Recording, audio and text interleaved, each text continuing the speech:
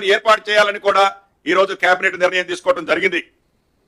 నా శాఖకు సంబంధించి మన ఇందిరమ్మ ప్రభుత్వం వచ్చిన తర్వాత ఏవైతే రెవెన్యూ గ్రామాలకి 10,954 రెవెన్యూ గ్రామాలు ఏవైతే ఉన్నాయో ఈ రెవెన్యూ గ్రామాలకి నాదులు అనేవాళ్ళు ఎవరూ లేని కారణంగా గడిచిన 10 సంవత్సరాలలో ప్రజలు ఎంత ఇబ్బంది పడ్డారో మనకు తెలియదు కాదు.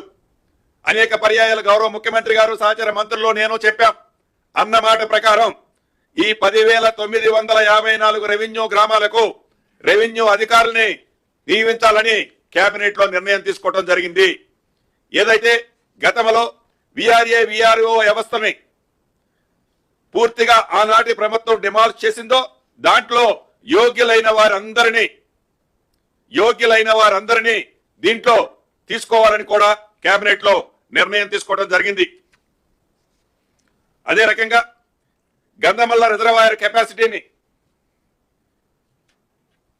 అక్కడ R&R కి అంటే అనేక గ్రామాల మునుగుతున్న కారణంగా దాన్ని 4.28 టీఎంసీల నుంచి 1.41 టీఎంసీకి రెడ్యూస్ చేయాలని దాన్ని కేబినెట్ ఆమోదించడం జరిగింది.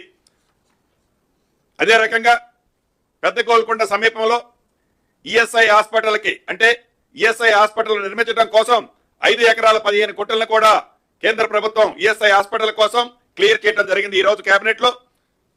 అదే రకంగా 2024 పారా ఒలింపిక్స్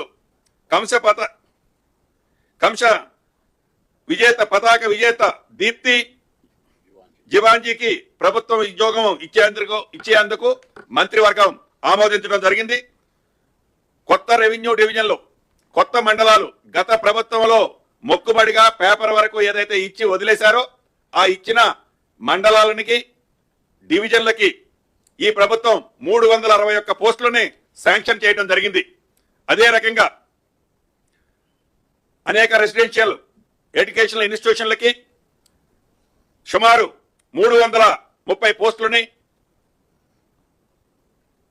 కూడా ఫైనల్ చేయాలని కేబినెట్ ఆమోదించడం జరిగింది. వీటన్నిటితో పాటు ప్రధానమైంది ఈనాటి కేంద్ర ప్రభుత్వం యొక్క దురాలోచన ఏదైతే ఉందో పునర్విభజన చేసేటప్పుడు ఈ పునర్విభజనకు సంబంధించిన దాంట్లో నార్త్ సౌత్ అనే కాన్సెప్ట్ వారి మైండ్ లో పెట్టుకొని సౌత్ కి ఏదైతే నష్టం చేయాలని దురుద్దేశంతో ఈ పునర్విభజన పార్లమెంట్లు సీట్లని చేసే దాంట్లో భాగంగా సౌత్ లో ఇండైరెక్ట్ గా వారి మనసులో ఏదైతే స్పష్టంగా కనిపిస్తుందో